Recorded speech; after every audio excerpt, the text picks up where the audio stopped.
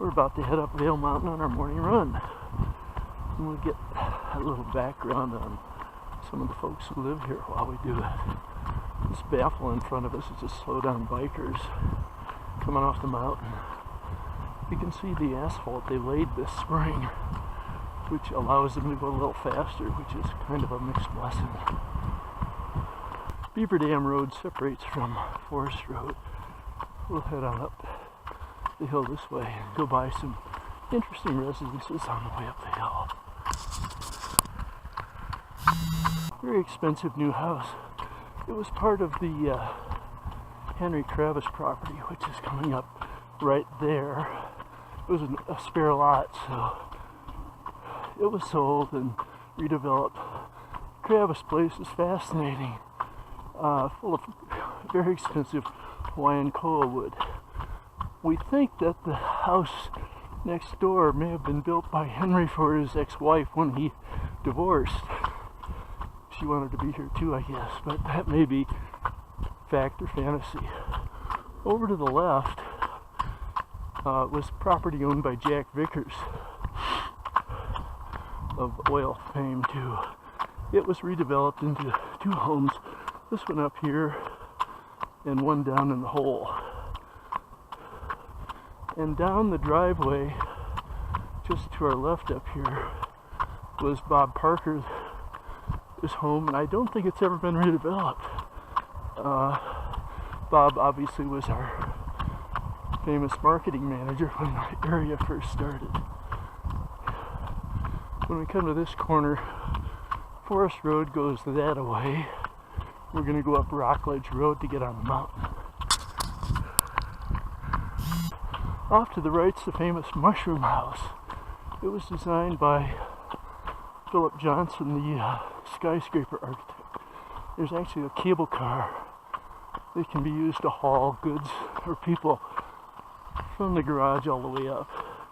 To the left, these duplexes were, I believe, originally built by somebody from Florida, but I can't remember his name.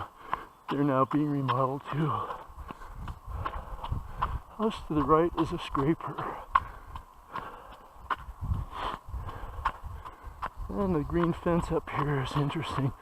This was built by Michael and Marie Tenenbaum of financial fame in Los Angeles. Recently purchased by a developer who's going to rebuild it and attempt to flip it. A chalet built by Dick and Mary Ponnell. Dick's deceased. Mary still lives there and walks the mountain with her dog daily. To the right was a home built by Paul Rather of KKR.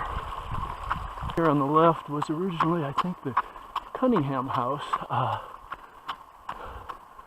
Interesting in the fact that the Cunningham daughter was a Vail ski instructor who happened to be killed by Ted Bundy on his slash and dash through ski country. The house here on the left was built by Bill Pauls, who was one of the developers of the Intertech Centers.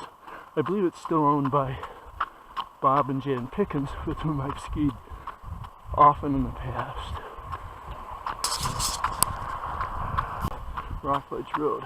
That home over there is owned by Ulf Edberg, a ski instructor who married Mrs. Maytag, or one of the Maytag people. Right next to it is one of the houses that was redeveloped by the gentleman that bought the old Vern Taylor property.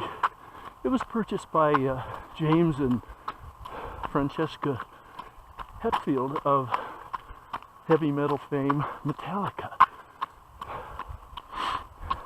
The developer on that green Vail Village sign used to be the Murchison House. It was purchased, we think, by the Campbell Soup Heirs, who built two homes there. One for Mary Alice Malone and the other, we think, Bennett Durant's.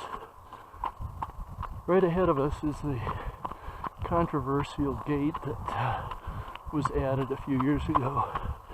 It controls traffic on the mountain, prevents the public from accessing Mushroom Bowl and the Mill Creek Road.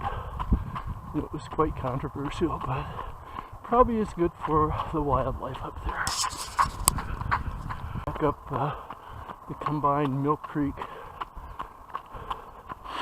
road. Over to the left, you can see the Ribbon and Gore Creek down in the valley, and we're passing over Pepe's Face right now.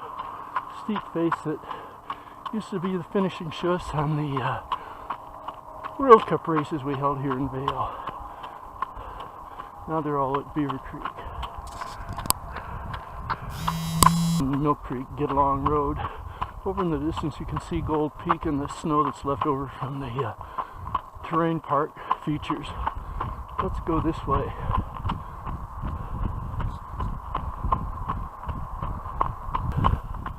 If we took the road to the right, we'd head back to Gold Peak. I mean, Lion's Head, but right now we want to keep going up the mountain a little further. Way off in the distance you can see the end of the valley, which is the Bighorn Cirque, where Bighorn Creek originates and heads down. Long road, if you head off that direction to the left, you end up in Mushroom Bowl, and if we go to the right, we'll stay on Vail Mountain.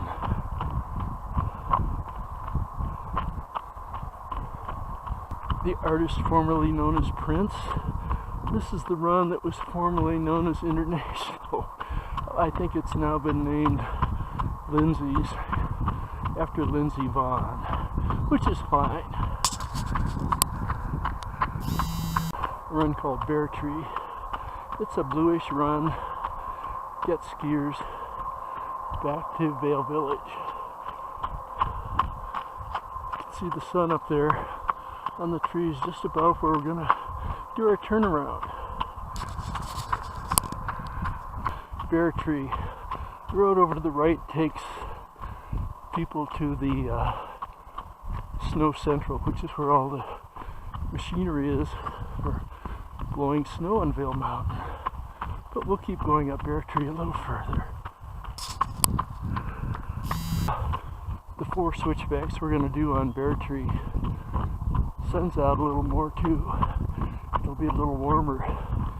It was about 39 degrees on our deck this morning, which is nippy for late June. Next to last switchback on our little run up Bear Tree this morning. Gonna break out in the sun shortly, and it'll be hopefully a little bit warmer too. A switchback for Bear Tree. We're only a couple hundred yards from our turnaround point.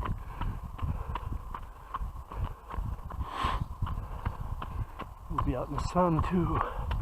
Looks awfully nice.